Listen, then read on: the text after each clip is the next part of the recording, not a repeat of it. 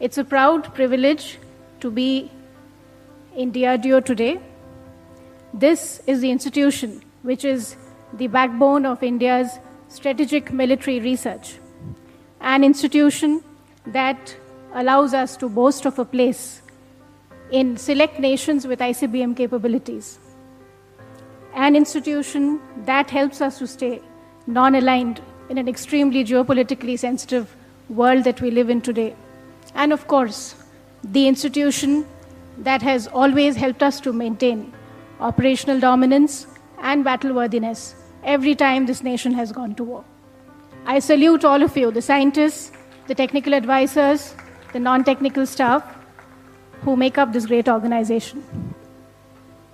So when Tessie ma'am asked me to join all of you today, I was wondering what I should talk to you about. Thought to myself, these are scientists, highly qualified people who have dedicated their life to a very serious task, science and technology, R&D. I'm sure a task which means that every other priority in their life takes a backseat. Men and women, irrespective of their caste, their religion, their upbringing, their gender, come together, work in tandem, and achieve something which is bigger than their individual name and fame. They contribute to the nation-building cause, to its security concerns. And for this, to my mind, is what makes great organizations. As we move towards a more equal and humanist world, I repeat, not a feminist one, but an equal and humanist world, we must begin to realize and recognize that leadership and competence has no gender. I'm sure all the women out here will agree with me that our mothers and grandmoms have put us on a very strong platform. They, during their time, would have fought very pitched battles for issues that we take for granted today. The right to want to study, the right to want to work, the right to want to marry someone of their choice, and sometimes even the right to want to take decisions on behalf of their children who they brought into the world. So they have given us a strong legacy, and I think it's up to us to internalize the revolution and take it in the right way forward. I truly believe that the world is ready for us. The question is, are we ready? Do we have the skills, do we have the competencies to truly deserve our rightful place in the workforce? When young administrators joined the service, I say young because in spite of all the kind observations made, I'm not so young anymore, I'm almost 40. And young administrators do ask me nowadays as to what I think are the attributes of a good officer. So I often try to tell them in simple words that one must begin by trying to lead the self. That's a very difficult task. It means having commitment to your goal, to what you want to contribute to your chosen field of work, to have a long-term vision of where you want to see yourself. And that involves consistency of thought. We may be flexible in the modalities, we may be flexible in the way we would like to achieve those goals, but consistency of thought is extremely important to leading the self. Good communication skills. Every time a leader speaks, he or she should hit target. That should be the impact of the communication skills. And of course, there has to be core integrity and courage to take a stand, to stand up for others who you think deserve that. And once, when you think that you have a grip on the self, then we may try and attempt to lead others. It means setting a direction. One can never forget that people come from different backgrounds, different prejudices, and getting them to commit to the common conscious is extremely important in order to achieve the objective that the team has set out to achieve. It means aligning your forces. I'm sure all the managers out here, the senior directors out here will agree with me that there are different skills in different people. Some people are good at strategizing, some people are good at supports and logistics, and some people are good at executing. So we must choose and align the forces in the right way. And sometimes there are people that you keep thinking hard, what are they capable of? Do they really belong to the organization? But that's where our skills as a leader comes to the forefront. Every human being has something to offer. It's up to us how to extract and how to make him or her a productive asset in the organization. So is it that easy? Is it that easy, ladies out here? We learn to lead ourselves, lead others, and are we, assured a sure shot success in our careers? It's not easy. Very true. But I would also like to say here that the obstacles in the obstacle course is something that you need to be conscious about. You need to negotiate. And largely it has to do with our own conditioning.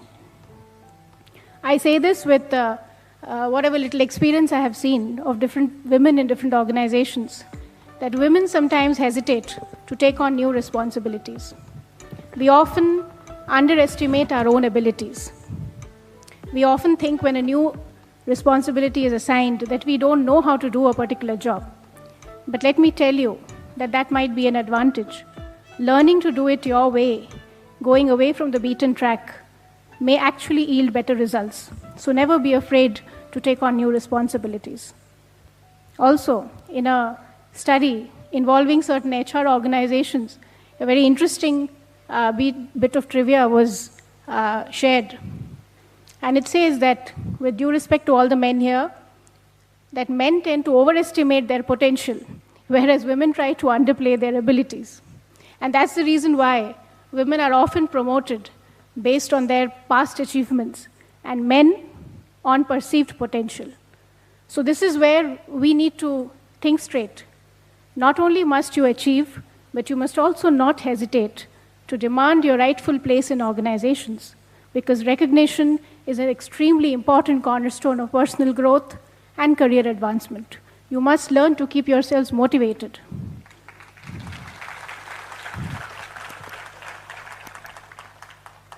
And the third obstacle, which across the world is the most challenging one. I'm sure all the ladies out here would agree with me that the biological clock and the career clock are in absolute conflict with each other. That is the age when a woman is expected to have a family, to look after young children, and sometimes take on the responsibility of aging parents. It's also the time when organizations decide to either have you in or write you off. So that is something which we need to challenge ourselves with. And the only thing that I can say here is that by all means, when you need to take those decisions of raising the family, of taking a break, please do so. But don't leave mentally till you actually leave on that particular day. Be in your job, be consciously focused till the day that you're actually working. And when you are done with those responsibilities, don't forget to come back and join the workforce.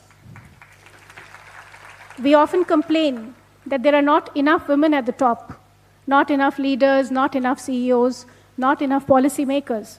The fact of the matter is that not enough women stay in the workforce to be able to reach those positions.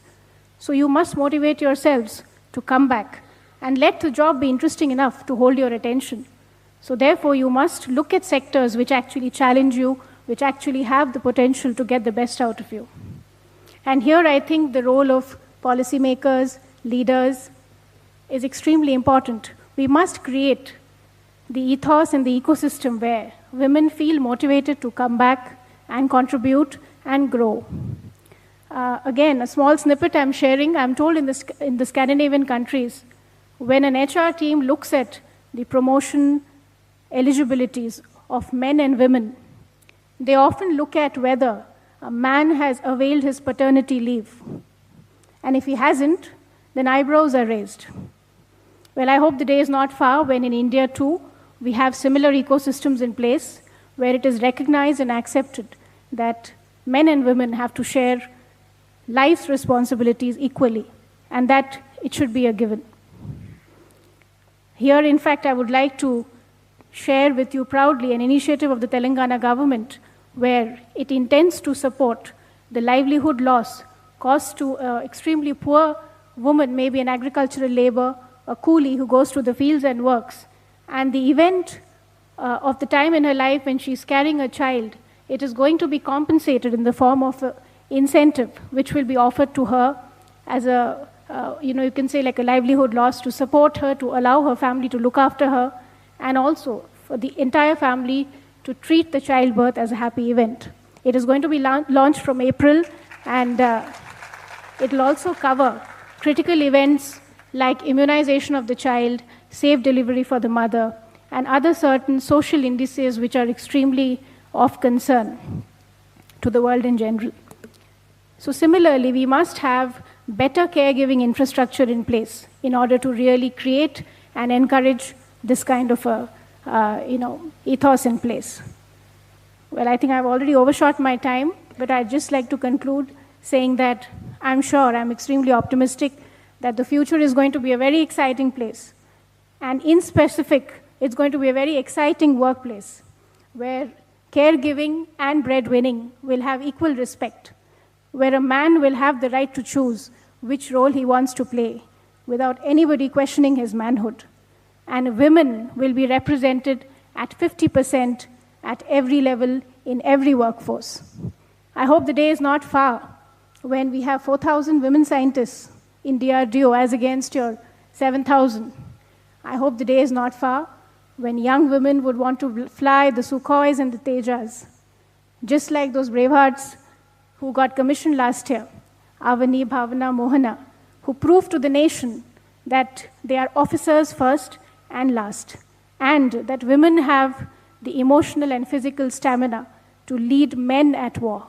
I hope the day is not far when we have many more Tessie Thomases, a woman who doesn't believe in just breaking glass ceilings, but she blasts through them right into space. So wish you a great year ahead, and I hope that every day is a celebration of you as a woman, as a mother, as a wife, as a friend, as a professional, and most importantly, as an individual. Wish you a very happy Women's Day, and thank you.